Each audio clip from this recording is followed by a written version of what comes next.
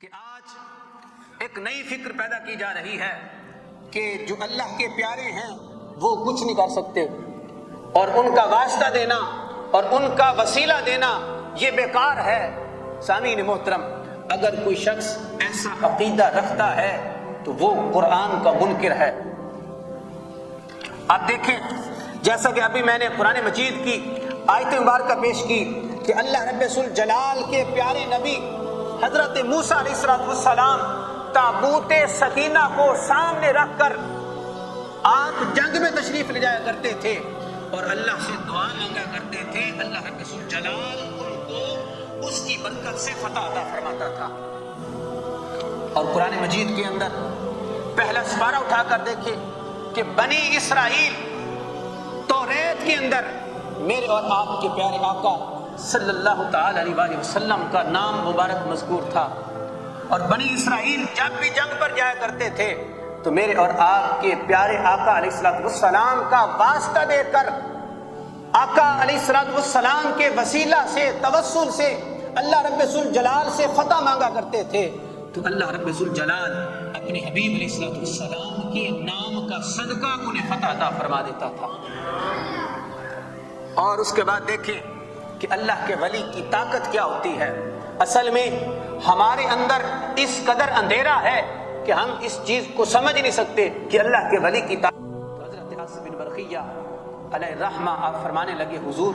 میں آپ کی بارگاہ کے اندر قبل ان یرتد الیک طرفک، آپ کی پلک جھپکنے سے پہلے آپ کی بارگاہ میں حاضر کر دوں گا۔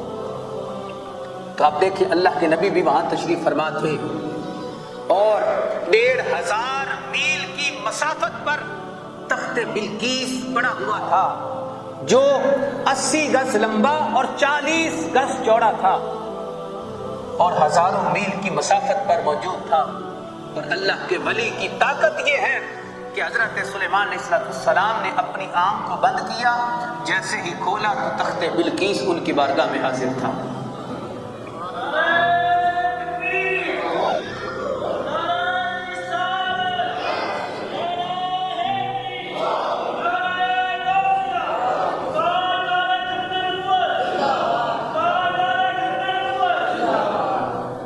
تو یہ اللہ والوں کی طاقت ہے۔ اب اگر میرے اندر اتنی طاقت نہیں ہے، اب میں اتنا بے عمل ہوں کہ میں اللہ کے نبیوں کا بھی گستاخ بن جاؤں معاذ اللہ، تو پھر میرے اندر ایسی بصارت کہاں سے آئے گی؟ اللہ کے ولیوں کی عظمت کا میں منکر ہو جاؤں اور پھر کہوں میرے اندر بھی ایسی قوت آ جائے، یہ کیسے ہو سکتا ہے؟ یہ تو جب آقا علیہ السلام کے ساتھ انسان کی محبت کا یہ عالم ہو کہ انسان اپنی ہستی کو، وجود کو ختم کر کے محبت مصطفیٰ میں محو مست ہو جائے، پھر آقا علیہ السلام کی سنتوں پر عمل کرتا رہے، فرائض کو بجا لاتا رہے، اس کے بعد اللہ رب الجلال انسان کو یہ مرتبہ اور مقام عطا فرما دیتا ہے۔ اور متعدد کتب کے اندر حضرت عمر فاروق رضی اللہ تعالی عنہ کا آپ کا یہ فرمان موجود ہے۔ نہامت کے اندر صحابہ کرام تابعین جنگ لڑ رہے تھے اور آپ مدینہ کے اندر خطبہ دے رہے تھے، اور دوران خطبہ آپ نے ارشاد فرمایا، یا ساریۃ الجبل، اے ساریہ پیچھے پہاڑ کی طرف دیکھو۔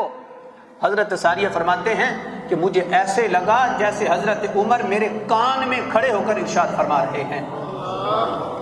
آپ مسافت کو نکال کر دیکھیں، تقریباً 1800 میل کی مسافت بنتی ہے مدینہ سے نہامت۔ حضرت فاروق اعظم رضی اللہ تعالی عنہ مدینہ کے اندر کھڑے ہیں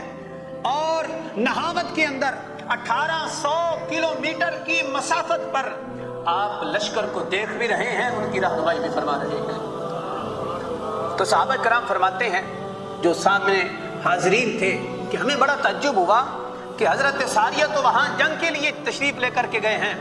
اور حضرت عمر ان کے ساتھ خطاب کر رہے ہیں، کیا ماجرا ہے؟ فرماتے ہیں ہم نے وہ دن بھی لکھ لیا اور اس وقت کو بھی لکھ لیا۔ فرماتے ہیں کہ تھوڑے دنوں کے بعد وہاں سے قاصد آیا جس نے خوشخبری سنائی کہ اللہ رب الجلال نے مسلمانوں کو فتح عطا فرما دی ہے۔ فرماتے ہیں ہم نے اس شخص سے پوچھا کہ فلاں دن حضرت عمر فاروق رضی اللہ تعالی عنہ نے تمہیں پکارا تھا، آواز دی تھی، تو کیا تم تک وہ آواز پہنچی تھی؟ انہوں نے کہا ہاں، ہم ایسے سن رہے تھے جیسے حضرت فاروق اعظم ہمارے سروں پر کھڑے ہو کر ہمیں پکار رہے ہیں۔ فرمایا ماجرا کیا تھا؟ انہوں نے کہا کہ پہاڑ کے پیچھے سے ایک مسلح لشکر ہمارے اوپر حملہ آور تھا